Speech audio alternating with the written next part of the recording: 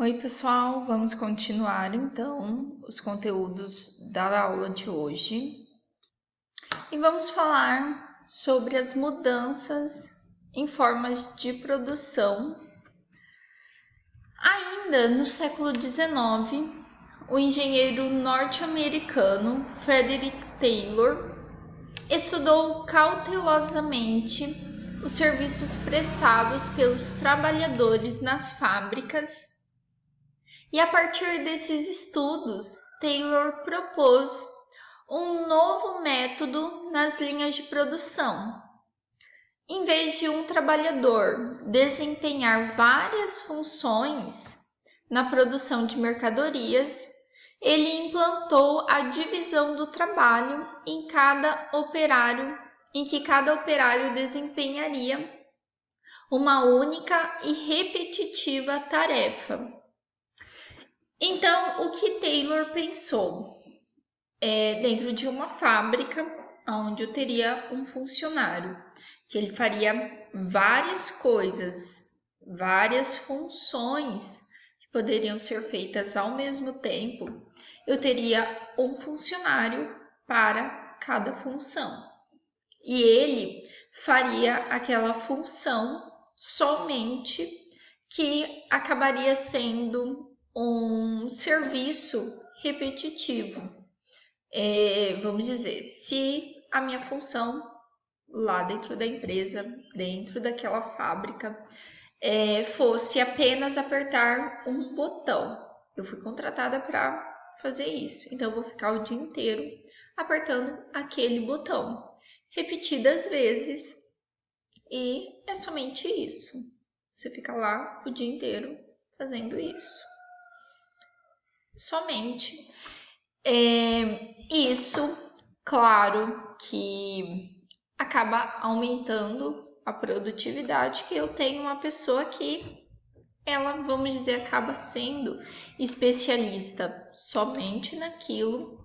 Ela aprendeu a fazer daquela forma, não vai ter erro, então acaba tendo os seus benefícios.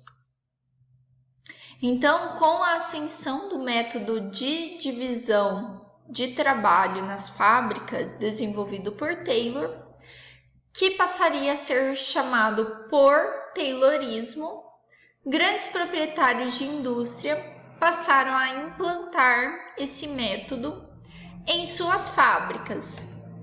A fábrica de automóveis de Henry Ford foi uma das primeiras a executar o Taylorismo através das linhas de montagens.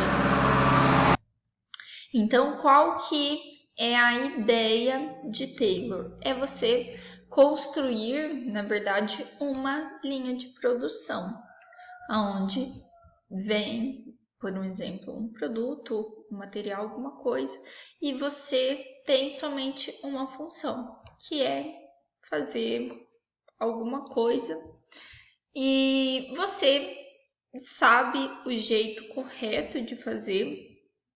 E a gente pensando que lá naquela época muitas pessoas acabavam trabalhando junto com as máquinas. Hoje, o envolvimento do ser humano com as máquinas é muito menor. As máquinas hoje, elas já são bem mais autônomas. O trabalhador, ele tem que somente ajustá-la e cuidar se não vai ter nenhuma desconfiguração no processo de fabricação. Mas a função dela é fazer cada parte em cada processo somente uma função, que a gente pode falar que é mais ou menos a ideia de Taylor que ele teve lá no século XIX. Então, as linhas de montagem da fábrica de Ford de automóveis consistia em uma esteira em movimento. Vários operários se encontravam distribuídos em diversas partes da esteira. Assim, a produção seria executada com o veículo deslocando-se pela esteira. Então, como eu falei para vocês, a gente pensando na indústria hoje e antigamente, antes os funcionários se envolviam muito mais na produção. Ele tinha que estar colocado durante toda a produção. Hoje, o funcionário ele vai estar mais nos processos que precisa de um serviço manual, onde a máquina ainda não consegue fazer, onde é preciso de um detalhe humano para finalizar a produção. Então, em cada parte da produção, teria um trabalhador para exercer uma função específica, por exemplo. Um determinado trabalhador ficaria somente responsável por montar as rodas do carro. Essas linhas de montagem ficariam conhecidas como modo de produção fordista, que prevaleceu até a década de 1970, aumentando a produção durante o mesmo tempo de trabalho dos operários. Então, Ford ele foi adaptando o método de Taylor dentro da sua indústria, onde ele foi fazendo alguns ajustes e foi levando para a sua indústria, que na verdade a ideia era a mesma, o conceito era o mesmo, ele só foi fazendo alguns ajustes. E de acordo com Henry Ford, as indústrias economizariam no processo de montagem de suas mercadorias para conseguir vendê-los a preços menores. Os operários, dentro da lógica de montagem fordista, exerceriam trabalhos cada vez mais mecanizados, não necessitariam de tanta qualificação para desempenhar os serviços nas fábricas e, consequentemente, teriam seus salários reduzidos em relação à sua menor qualificação.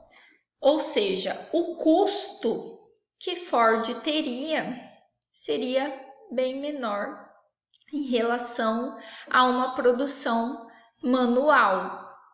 E também a gente pensando que dentro de uma indústria com uma produção mecanizada, a chance, a probabilidade de você ter um produto com falhas, um produto com algum defeito é bem menor do que eu produzir alguma coisa manualmente, aonde fulano de tal vai fazer de um jeito e outra pessoa já vai produzir de outra forma.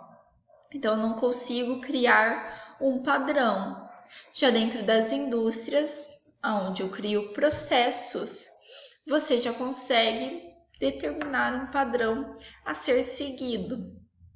E com isso também, onde eu tenho as máquinas e eu não preciso já de alguém com um conhecimento especializado assim para manusear as funções dessas máquinas. Às vezes, como a gente vê hoje, é preciso de uma pessoa responsável pelo setor que precisa de uma capacitação melhor se acontece algum problema lá para resolver, mas o restante não é necessário.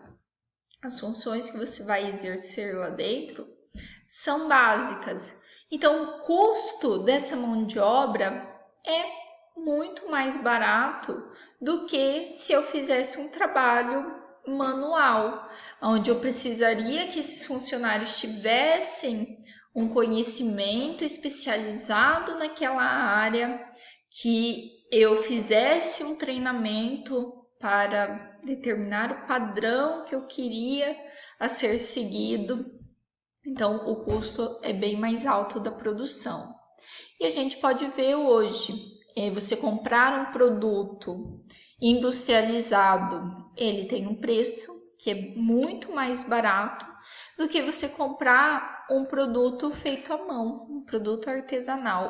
O preço dele é muito mais caro do que o industrializado.